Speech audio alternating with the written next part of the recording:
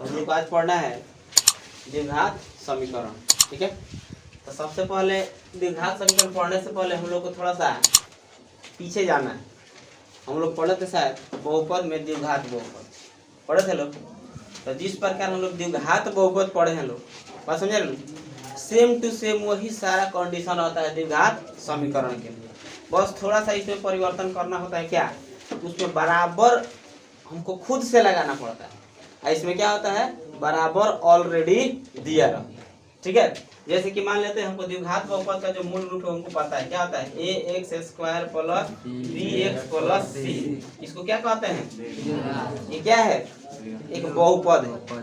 क्या है, बहुपद है। अगर इसी को हम ऐसे लिख दे ax² plus bx plus c equal to क्या रख दे, 0 रख दे, इसको हम क्या कह देंगे, समीकरण कह देंगे। बात समझा। तो चलो यहाँ पर हम देखते हैं समीकरण के मतलब हम बताए होंगे पहले भी कि अगर कोई भी चर या अचर राशि बराबर के माध्यम से जुड़े हों तो उसको हम क्या कह सकते हैं, समीकरण कह सकते हैं। बात समझा ना। अब बात आ रहा है यहाँ पर देख लेते हैं द्विघात बहुपद हम लोग ने पढ़े हैं। अब यहाँ पर द्विघात समीकरण उसी से रिलेटेड है, सेम टू सेम वही डिफिनेशन होगा, थोड़ा सा परिवर्तन हो जाएगा। द्वि मतलब होता है दो, घात मतलब पावर, यानी कि जिसके घात कितना हो, 2। तो इसका डिफिनेशन अगर हमको बताना हो तो बता सकते हैं कि वैसा समीकरण जिसका क्या हो, घात 2 हो, तो उस प्रकार के समीकरण को हम क्या कहते हैं, द्विघात समीकरण कहते हैं। तो जिस प्रकार बहुपद में वह कंडीशन था कि पावर माइनस में नहीं होना चाहिए, पावर रूट में नहीं होना चाहिए, पावर बट्टा में नहीं होना चाहिए, तो वही कंडीशन इसमें भी रहेगा। अगर कोई जैसे मान लेते हैं इसमें भी देता है हमको द्विघात समीकरण पहचानने के लिए, एग्जाम में भी क्वेश्चन इससे आता है कि निम्नलिखित में से कौन सा द्विघात समीकरण है, ऐसे भी दे देता है निम्नलिखित में से कौन सा द्विघात समीकरण नहीं है, और सब उसमें रहेगा, एक ऐसा होगा जो नहीं रहेगा। ठीक है, तो सबसे पहले ये बात जानना होगा कि जैसे कोई भी अगर जैसे यहाँ पर दे दिए x² प्लस 5x प्लस 2 को दे दिए x³ plus 2x² plus 6x plus 1, और एक ऐसे दे दिए x² equal to x² plus 5x equal to 0। अब इसमें हमको बताना है कि कौन द्विघात समीकरण है और कौन द्विघात समीकरण नहीं है। तो बताया करो, ये वाला द्विघात समीकरण है, नहीं है कि है, नहीं है। क्यों, क्योंकि बराबर से नहीं जुड़ा हुआ है। बात समझ रहे हैं ना। हम जानते हैं कि समीकरण का मतलब क्या होता है, उसके बीच में क्या होना चाहिए, बराबर होना चाहिए, तभी जाकर वो समीकरण कहलाएगा। ये तो बहुपद है ना, समीकरण की हम बात बोले हैं। यहाँ बताइए है, इसमें ही बराबर नहीं है, होगा भी तो त्रिघात में जाएगा ना। यहाँ पर देखा जाए ये है, क्यों, क्योंकि इसमें बराबर भी है और घात भी इसका 2 है, तो ये द्विघात समीकरण है।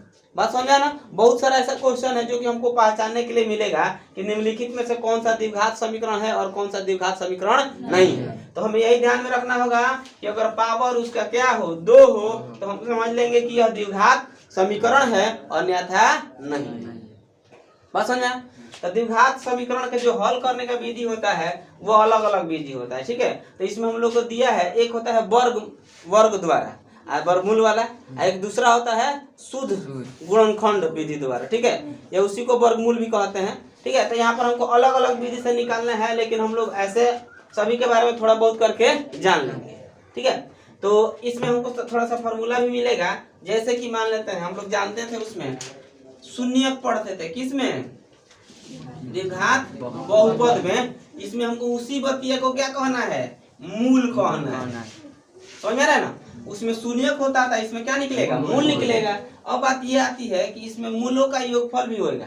जिस प्रकार उसमें शून्यक कितना क्या क्या होता था, अल्फा और बीटा होता था ना, इसी प्रकार इसमें भी इसका मूल होगा क्या, अल्फा और बीटा। अब बात आएगा कि इसमें निकालना है, जैसे इसका फॉर्म होता है, इसका रूप क्या होता है, ax² plus bx plus c equal to 0। ये किसका फॉर्म है, द्विघात समीकरण का है। तो जो हमको मालूम है कि a किसको कहते हैं, x² के गुणांक को a कहते हैं, और x के गुणांक को b कहते हैं, और अचर पद को क्या कहा जाता है, c कहा जाता है। बात समझे। अब जैसे कि मान लेते हैं हमको निकालना है मूलों का योगफल। क्या निकालना है, मूलों का योगफल। तो मूलों का योगफल क्या हो जाता है, यानी कि अल्फा प्लस बीटा भी इसको हम कह सकते हैं, बराबर जो उसमें का फॉर्मूला है ना वही फॉर्मूला होता है। क्या होता है, -b/a। यहाँ भी लिख सकते हैं -b/a। तो ये हो गया हमारा मूलों का योगफल। अभी ना जो कंफ्यूजन में मत पड़ जाना है कि मूल क्या होता है, शून्य क्या होता है। ठीक है, सेम वही होता है, बस शून्य हम निकालते हैं बहुपद में, मूल निकालते हैं समीकरण में। अब आता है मूलों का गुणनफल, ठीक है। तो मूलों का गुणनफल वही फॉर्मूला इसमें भी होगा। मूलों का गुणनफल क्या होता है, यहीं पर लिख देते हैं, अल्फा इंटू बीटा कहेंगे ना इसको। फॉर्मूला क्या होता है, सी बाई ए। तो ये भी ध्यान में रखना है कि मूलों का योगफल और मूलों का गुणनफल क्या होता है। तो मूलों का योगफल होता है alpha plus beta equal to minus B by A, और मूलों का गुणनफल alpha into beta equal to C by A. बात समझ रहे ना। अब बकिया तक गुणनखंड करना सबको आता होगा, ठीक है। हम लोग क्लास 8 से लगभग गुणनखंड करना सीखते आ रहे हैं, ठीक है।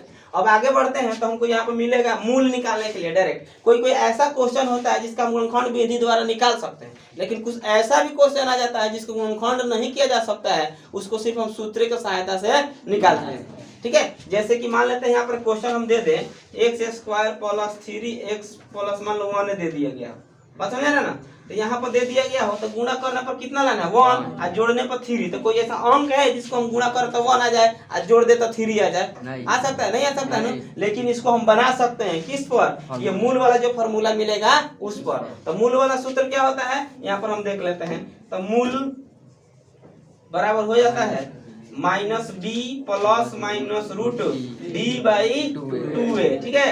अब यहाँ से 2 का मान निकलेगा। एक और बात इसमें बता देते हैं, जहाँ d बराबर क्या होता है b² माइनस 4ac। हमको पता है कि d को हम क्या कहते हैं, विवेचक भी कहा जाता है। क्या कहा जाता है, विवेचक या विविक्त कर भी कहते हैं। क्या कहते हैं, विविक्त कर। बात समझ रहे ना। तो ये हमको क्वेश्चन ये भी मिलता है, कभी कभी मिल जाता है कि विवेचक का मान ज्ञात कीजिए, ठीक है। तो या विवेक्त कर ज्ञात कीजिए, और नहीं तो d बराबर ऐसे दे देता है। हमको ध्यान में रखना है कि d का वैल्यू क्या होता है b² माइनस 4ac। d को हम क्या बोलते हैं, विवेचक या विविक्त कर बोला जाता है, ठीक। अब यहाँ से 2 फॉर्मूला और निकलेगा। जैसे कि मान लेते हैं हमको माइनस प्लस में दिख रहा है ना, यहाँ पर हम यहाँ निकाल सकते हैं alpha equal to minus plus वाला लेके चलना है minus b plus d by 2a, और बीटा इक्वल टू लेके चलना है minus b minus root d by 2a। बात समझ में आया। तो यहाँ से एक और फॉर्मूला हमको मिला जो मूल बराबर होता है। अब एक बात और आएगा, वो थोड़ा सा अगला चैप्टर में पढ़ना है, लेकिन इसमें हम बता देते हैं। यानी कि यहाँ पर d का जो वैल्यू होता है 3 तरह से निकलेगा, कि तो एक 0 से बड़ा हो सकता है, नहीं तो 0 से या 0 के बराबर हो सकता है, नहीं तो 0 से छोटा हो सकता है। तीनों गुण आ सकता है। इससे तो कोई, इसके अलावा तो कुछ और आएगा नहीं d का मान। तो जब d का मान क्या आ जाए, 0 से बड़ा आ जाए, या d का मान 0 के बराबर आ जाए, या d का मान 0 से छोटा आ जाए, तो यहाँ पर इसका मूल की प्रकृति बताई जाती है। बात समझ रहे ना। तो इसके मूलों की प्रकृति क्या होता है ये भी जानना होता है। अगला क्वेश्चन में अगले चैप्टर हमको मिलेगा, लेकिन इसी में बताते चलते हैं, ठीक। तो d इज ग्रेटर देन 0, यानी कि d का मान 0 से बड़ा हो। कोई भी डिजिट आ जाए, कोई भी अंक आ जाए, तो हम कहते हैं कि d का मान क्या है, 0 से बड़ा है। तो उस कंडीशन में इसका मूल कैसा होता है, मूल वास्तविक होता है। मूल वास्तविक और असमान होते हैं। क्या कहते हैं, वास्तविक और असमान होता है। कब, जब ये वाला कंडीशन आएगा तो d इज ग्रेटर देन 0 पर रहेगा, तो क्या हो जाएगा, मूल वास्तविक और असमान। अब बात आ रहा है कि जब दूसरा होगा तो क्या होगा, तो जब दूसरा होगा तो क्या हो जाएगा, मूल वास्तविक और समान होगा। क्या हो जाएगा, मूल वास्तविक और क्या हो जाएगा, समान। कब, जब d इक्वल टू हो जाएगा 0, यानी जब हम d का मान निकाल दे उसका वैल्यू किसके बराबर आ जाएगा, 0 के बराबर आ जाएगा, तो कह देगा मूल वास्तविक और क्या होगा, समान। और जब तीसरा कंडीशन दे दे कि मूल d is greater less than 0, यानी d का मान क्या है, 0 से छोटा है, तो 0 से छोटा कब होगा, जब d का मान माइनस में आएगा तब होगा। तो जब d का मान माइनस में आ जाएगा तो कह देंगे कि मूल वास्तविक नहीं। क्या कहेंगे, मूल वास्तविक नहीं है। जब मूल वास्तविक नहीं है तो हमें इस क्लास में इसको हल नहीं करना है, इसके लिए हमें 11th में पढ़ना होगा। कब, जिसका मूल वास्तविक नहीं होगा उसको भी उसमें हल किया जाता है। किसमें, 11th में जब हम पढ़ेंगे सम्मिश्र संख्या और द्विघातीय बहुपद, हमको एक चैप्टर मिलेगा तो वहां पर पढ़ेंगे, तो जो माइनस में आता है ना उसको भी उसमें हल किया जाता है। लेकिन हम लोग को इसमें क्या करना है, यानी कि जिसका मूल वास्तविक होगा उसी को सिर्फ हल करना है, मूल वास्तविक नहीं होगा उसको हल नहीं करना। बात समझ में आया, यहाँ तक किसी कोई दिक्कत है। तो द्विघात समीकरण के बारे में सबको जानकारी हो गया, ठीक है। अब क्या करना है कि द्विघात समीकरण के प्रकार देखते हैं। तो द्विघात समीकरण कितने प्रकार होते हैं? दो। ध्यान रखना है कि द्विघात समीकरण कितने प्रकार के होते हैं? द्विघात समीकरण दो प्रकार के होते हैं। कौन कौन होता है देख लेते हैं। एक होता है शुद्ध द्विघात समीकरण, एक होता है मिश्रित द्विघात समीकरण। बात समझ रहे ना? द्विघात समीकरण कितने प्रकार के होते हैं? दो। कौन? पहला होता है शुद्ध द्विघात समीकरण, दूसरा होता है मिश्रित द्विघात समीकरण। अब बताता है कि शुद्ध द्विघात समीकरण कैसे होगा, इसको हम एग्जांपल के माध्यम से अच्छा समझ लेंगे। ठीक, तो यहाँ पर देख लेंगे ये जो दिया है ना 25x² - 9 = 0, तो इसको हम वर्ग करके पूरा हल कर सकते हैं। ठीक है, यानी कि वर्ग के सहारे इसको हम हल कर सकते हैं। ठीक है, तो इसको कहते हैं शुद्ध द्विघात समीकरण कहते हैं। क्या कहते हैं? शुद्ध द्विघात। जैसे मान लीजिए यहाँ पे लिख दे x² - 4 = 0। बताइए कौन सा समीकरण होगा? शुद्ध द्विघात समीकरण। बात समझ रहे ना? तो यानी कि इस तरह, यानी कहने का मतलब है कि b का वैल्यू किसके बराबर? 0 हो। तो 0 हो तो गायब है, 0 रहेगा। मान के चलते हैं, ऐसे लिखेंगे x² मतलब प्लस माइनस है bx प्लस कुछ भी ऐसे लिख दिया जाएगा। ठीक है, तो x² प्लस b के जब 0 रखेंगे प्लस 4 = 0 दे देते हैं, यहाँ भी 0। तो इसको हल करेंगे तो कितना मिलेगा हमको? x² प्लस 4 मिलेगा = 0 मिला नहीं से। तो जहाँ b का वैल्यू क्या हो? 0 के बराबर हो, तो हम कह सकते हैं कि जो इस प्रकार का जो समीकरण मिलेगा उसको हम क्या कहेंगे? शुद्ध द्विघात समीकरण कहेंगे। बात समझे? अब आता है मिश्रित द्विघात समीकरण के बारे में। तो वहाँ b का वैल्यू 0 के बराबर नहीं होना चाहिए। बात समझा ना? तो जो b यानी b का वैल्यू 0 के बराबर नहीं होगा तो उस प्रकार के समीकरण को हम क्या कहेंगे? मिश्रित द्विघात समीकरण। यहाँ पर देख सकते हैं कुछ भी एग्जाम्पल लिया जा सकता है, जरूरी नहीं है कि जो हम लिखे हैं वही एग्जाम्पल होगा। ठीक है, और अलग से भी हम एग्जाम्पल ले सकते हैं। यहाँ पर देख सकते हैं x b यही ना बोला जाता है, तो b का वैल्यू किसके बराबर है? 5 के बराबर है, यानी कि 2x² + 5x + 3 = 0 दिया है। यहाँ पर हम देख सकते हैं b का वैल्यू 0 के बराबर है, नहीं है। तो ये कौन सा समीकरण है? मिश्रित द्विघात समीकरण है। क्लियर हो गया? अब आता है कि जो हम द्विघात समीकरण को हल करते हैं या मूल निकालते हैं तो कौन कौन से विधि से निकालते हैं? पहला आता है वर्गमूल द्वारा और दूसरा होता है गुणनखंड द्वारा। बात समझे ना? वर्गमूल मतलब दोनों तरफ वर्ग करके इसको हल कर सकते हैं। ठीक है, बात समझे ना? तो इसको जैसे कि मान लीजिए इसको हम वर्गमूल द्वारा भी हल कर सकते हैं या गुणनखंड द्वारा भी हल कर सकते हैं। यहाँ पर इसको ऐसे भी किया जा सकता है, जैसे कि मान लेते हैं दोनों तरफ हम क्या करेंगे? जो भी x² के साथ रहेगा उससे भाग दे देना है। बात समझे ना? तो दोनों तरफ क्या है? 4 है, तो 4x² - 9 कितना आ जाए? 4 = 0 है ना? यहाँ भी हम भाग देंगे 4 से, यहाँ से देख लेगा x² आई को उधर भेज दें तो 9/4। अब दोनों तरफ क्या करना है? वर्ग कर देना है।